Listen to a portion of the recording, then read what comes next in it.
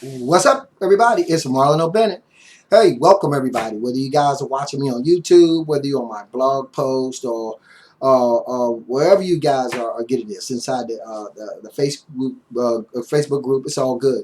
And I wanted to welcome you guys to day 13 of the 90-day video challenge inside of the Internet Lifestyle Network.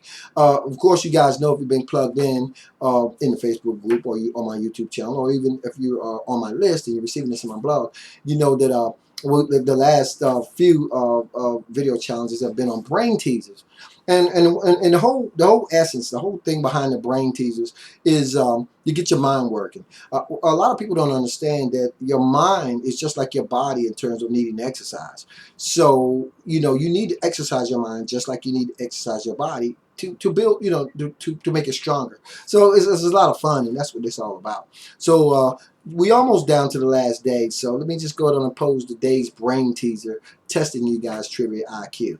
A clerk at a butcher shop stands 5 feet 10 inches tall. He wears a size 13 shoe. What does he weigh? I say again.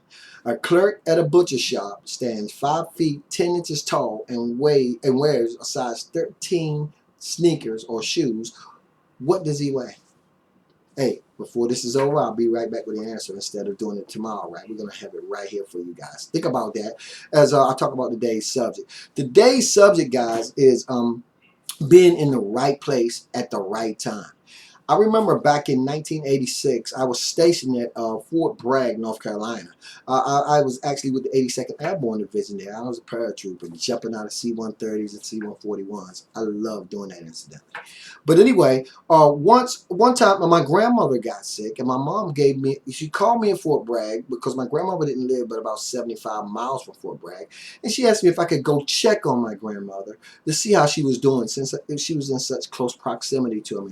So I have to be honest, guys, and tell you that at that time I didn't even have a driver's license, but I did have a car. And so one weekend, I think it was Sunday, I was off. So I made the drive, the 75-mile trip to a place called Farmville, North Carolina, to check on my grandmother. And when I got there, she was very sick. It was a good thing my grandfather was there, but her health was failing really, really fast. And I was able to do a few things for her, and I was able to confirm what my mom's suspicions were, that her health was failing fast. And so I was able to do what my mom asked me to do. So anyway, on my way back from Farmville, North Carolina, headed back to Fort Bragg, I would say about 45, 50 miles before I got back to Fort Bragg, and it was late evening. My car stalled on the highway, and it just stopped. Fortunately, I was about 2 miles from an exit, but I stood on the side of the highway, people. I tell you no lie. I stood on the side of the highway, and I watched the sun as it started to go down into dusk, until the sun went completely down before someone finally pulled over and and gave me a ride in from that exit into the gas station that just happened to be off that exit. When I got there, there was a little gas station there, a little country gas station. Okay, you got to remember I'm in North Carolina now, and it was really a mom and pop type gas station, and I'll never forget it.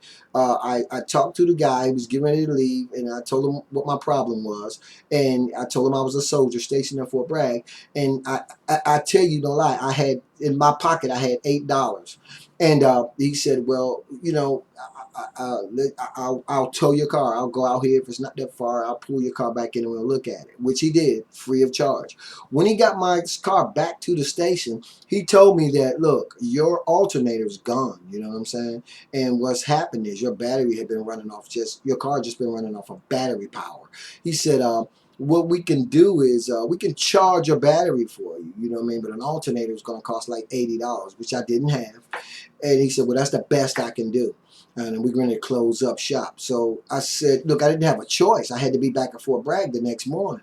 So he said, okay, I'll do that for you. He said, but we're going to have to charge your battery overnight.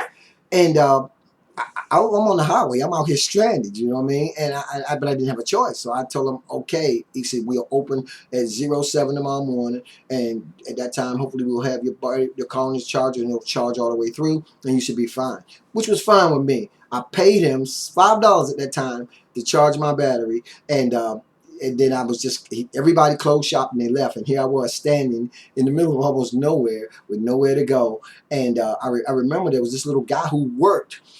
He said, I guess he just did odd and end jobs around the barber shop. And he had been kind of listening in. And he saw me. And he knew what my problem was.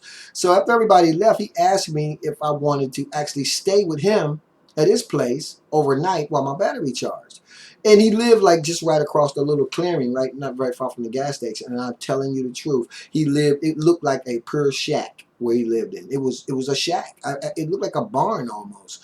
And it just, when we went inside, it was very, very cluttered. He had a little bed and lots of stuff, you know, to the side. I think he had a little potbelly stove right in the middle of the floor. And he just was so cordial. He made me feel so at home. And I tell you, it was really, really cold outside. He lit the little potbelly stove. And I tell you, no lie, he had like a couple of canned goods. I think he opened up some beans and he had some crackers. And we sat there overnight and we just talked. And this guy just made me feel so at home. Here I was stuck, and he invited me into his little space, and he shared his can of beans and his crackers with me. We both fell off to sleep talking that night. The next morning, he woke up before I did, woke me up and told me the gas station should be open. We walked over to the gas station, and like the guys had promised, they had charged my battery, and I was able to get back to Fort Bragg. I'll never forget the guy telling me, you need to keep your car, do not cut it off. Just keep driving because you're going to be running on strict battery power. And I got all the way back to Fort Bragg, and I made it. And I made it just in time, actually, for my formation. And I'm saying that to say that, in all the world, of all the places I could have been, I believe that I call it divine intervention, that little guy who helped me out was in the right place at the right time. And I believe I was in the right place at the right time too. And I'm saying all that to say that you never know when you're in the right place at the right time. Here at Island, I think this is creating an opportunity for people who've never been able to get out and make money, from home, or make money online, who've never really had a community of people that they could belong to, where they really would get the training that they needed to succeed. I think, people, that just like I was in the right place at the right time at that time, and the guy who helped me was in the right place at the right time, I believe you're in the right place at the right time too.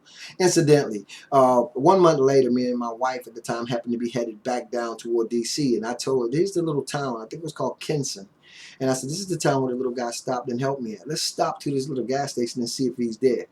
We rolled in, and sure enough, the little guy was still at that gas station doing odd and end jobs. I asked him what time he got off. He told me. I checked into a hotel room, invited him to the room with me and my wife, bought him dinner, and we sat there and we talked for about 2 or 3 hours. I did that specifically just because of his kindness. Didn't have to. I mean, I was on my way out, but I did. We had a couple of beers, and it was just a great life-changing experience that I'll never forget.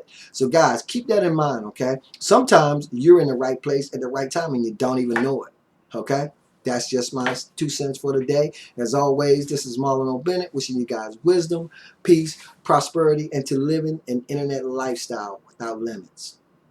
No, I didn't forget the answer to today's trivia brain teaser. I'll say it one more time before I get off. A clerk at a butcher shop stands 5 feet 10 inches tall and wears a size 13 shoe or sneaker. What does he weigh?